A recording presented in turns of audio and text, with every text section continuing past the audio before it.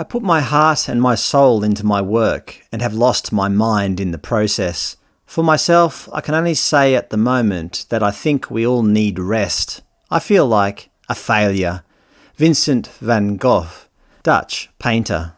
Vincent died of a self-inflicted gunshot wound at the age of 37. Despite him working hard at his painting, and even though more than 100 years later he's considered one of the most celebrated artists of all time, he didn't see himself as a success. No, quite the opposite.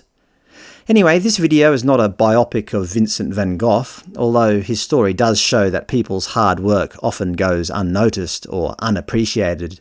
No, this video will be somewhat of a continuation of my last video, 6 Reasons Full-Time Work is Not For Me. I should point out that I've pretty much only experienced full-time work in an office environment, so obviously my focus will be more on office-related jobs.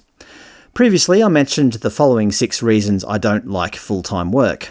Massive time sink, can't switch off, office politics, mental health decline, lack of freedom, and life becomes a blur. So let's continue on from there and do 6 more. Number 7, expectation of socialisation, or, how I prefer to put it, forced socialisation. Normally, when I go to work, I like to, work. Is that so strange? But often my co-workers prefer to do other things that outwardly resemble work, but actually achieve very little. For them, work becomes more like a social outing. I suppose I can understand this to some extent. Many people's lives revolve around work.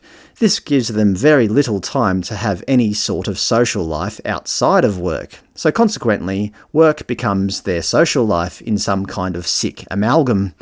From birthday celebrations to farewell parties to morning teas to welcome the new guys, there's so much expected socialisation in the workplace. I admit this is just my opinion. I understand many people think it is admirable and even favourable to have a thriving social network in the workplace. But for me, I generally find it insufferable. In the last full-time job I had a few years ago, I was working in an office as a learning support officer. Basically a glorified tutor. I helped university students with their studies. Well, that's what my job description said, but in actuality I did pretty much everything except that. One such thing was the so-called team breaks, and other such nonsense, in my opinion. It was basically an excuse for co-workers to go out and have coffee. So in my first week of work, a female colleague approached me and asked if I was coming to the team break. I asked, "What's a team break?" She said, basically we go outside to the cafe and grab a coffee and talk about how our work's going and so on. It's a chance for us to catch up, reflect, and help each other out. I replied in my normal forthright manner, no thank you, I don't really drink coffee. And then she said, well, you can come out and have some tea or juice or whatever. I again replied, no thanks, I've got a fair bit of work to finish off here. And then she finally got the message and walked off. Now this might sound stupid to many of you, but my honest thought was, I don't want to spend $5 on a cup of coffee or tea. For $5, I can buy 100 good quality tea bags and have tea at my desk. Why would I go out and waste my money with them? But soon after, I noticed that I was one of the only people still remaining in the office. I then realised it wasn't about tea or coffee. It was about socialisation and team bonding and all the rest of it. All the stuff I hate. As the weeks went past, she continued to come up to me and, on occasion, and invite me to the daily team breaks, but I continued to say no, because quite frankly, I didn't have any interest in socialising at work.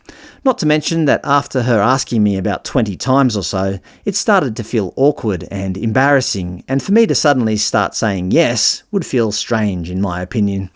As a new worker, I had lots on my plate, so I thought the idea of going to a coffee shop for an hour every day was a complete waste of my time. But of course, this resulted in me becoming the office outcast, which is a role I don't mind playing. I like being the guy who just sticks to himself and doesn't like to bond with the team.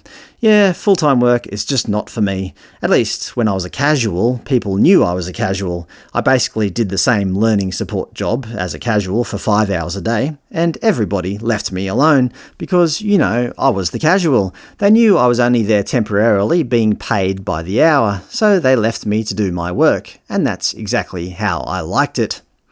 Number 8. Bad for your brain. I didn't make this up. Scientists have done research and found that if you're over 40, working more than 25 hours a week could be affecting your intelligence, and not for the better. There's nothing much more important than your brain, so I think this is a pretty important point.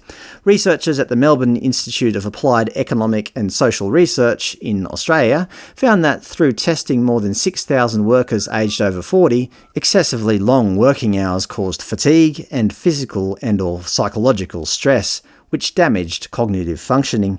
They found that working 25 hours a week was the optimum amount of time spent working per week. Perhaps we need to do away with full-time work altogether. That would suit me to a T. Number 9. Death by meeting. Obviously, this doesn't apply to every kind of full-time job, but in every job I've ever had, it was seen as some kind of rite of passage to hold a meeting. Consequently, every worker and his dog would hold regular meetings just to show the management team how enterprising and resourceful they were. One day I came into work and was expecting to finish off some coding for the big project, but there was a meeting scheduled for 9 a.m. I usually came into work around 8:30 a.m, so by the time I had turned on my computer and got everything loaded up, the meeting was due to start. That went on for about 2 hours, and by the time I got back to my desk, another meeting had already been scheduled. Of course, all these meetings were marked as important or urgent, which meant basically I had to attend, unless I had a very good reason not to. This constant scheduling of important meetings went on all day, with me only fitting in about half an hour of actual coding. Of course, the next day my project manager was on my case, asking me why I hadn't finished off the important job I was assigned, and I tried to explain to him that I had endless meetings the previous day, but all he could say was, "Well, you've got to learn to prioritise." Yeah, right. Every damn meeting was marked as urgent or attendance required. I think one of the so-called important meetings was about how to identify when the office water filters needed changing and who to contact in such a situation.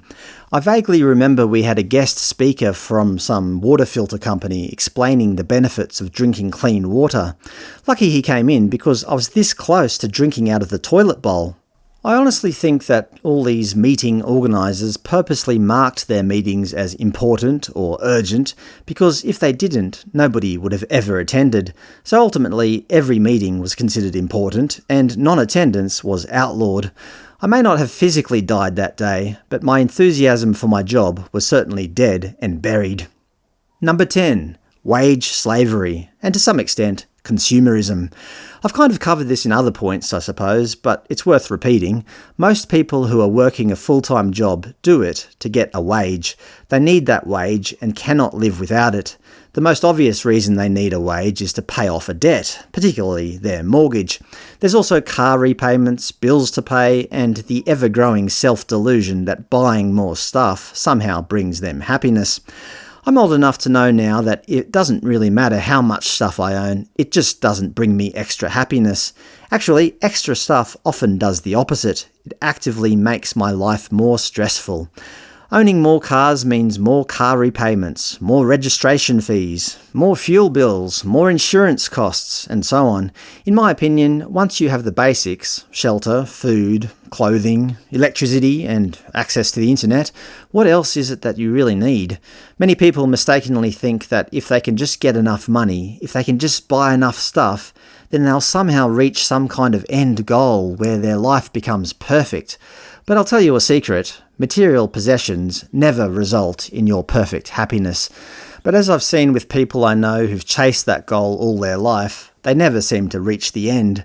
Once they have that expensive car, it soon becomes old, and they soon become bored of it. And then they're longing for a fancier car. They are never satisfied. Once they have their dream 4-bedroom house, they quickly realise that they actually needed a 5-bedroom house with a billiard room. It turns out that no matter how much stuff they collect, they just end up wanting more. Consequently, they work these endless hours at these full-time jobs they hate just to try to chase some imaginary material happiness. I've certainly come to realise that that's just not for me.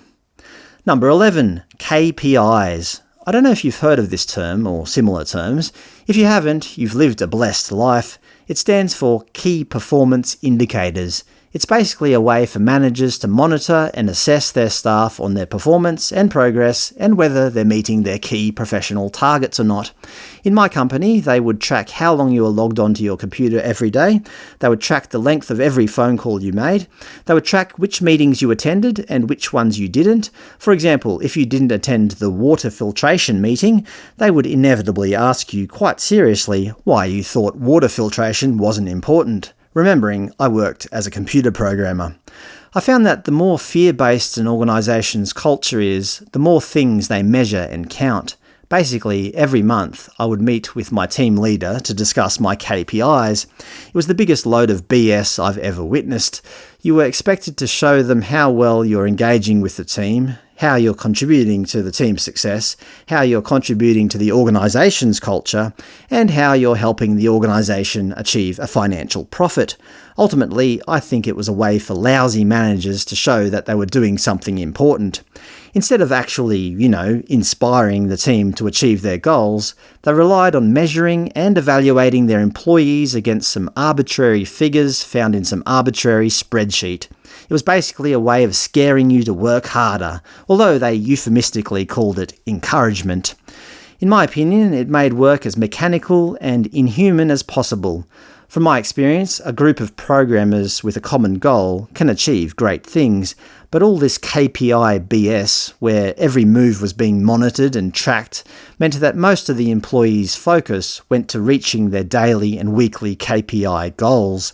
Actually, the only other thing that I saw managers do, apart from these stupid KPI briefings, were organising pointless meetings. Pointless meetings and KPIs were by far their favourite pastimes. And finally, and most importantly, number 12, the company doesn't care about you. You are nothing to your company. You're just another resource. They even have a department called Human Resources. Unless you have some sort of super specialised job, you are replaceable. Profit is the only thing that matters to big companies. If you get in their way, they'll just make you redundant. I've seen it time and time again. Sometimes they pretend that they are employee-friendly. I've had bosses tell me to come and see them anytime I like and tell them if I have any issues or suggestions. But I also know that if you say no to your boss, maybe you'll get away with it once or twice, but ultimately you'll be relieved of your job and replaced. If you don't like the way we run things, well, you're free to leave. Although modern companies tend to feign interest in your work-life balance, ultimately they don't give a shit. I know this to be true. When push comes to shove, profit is more important than people. You are a resource. A human resource, but a resource nonetheless. I hope you enjoyed my list. Please feel free to add to the list. As I said, if others want to torment themselves with a life of full-time work, well, that's up to them. But it's just not for me. What's the alternative? I don't know. But for me, working less makes me feel more at peace with the world.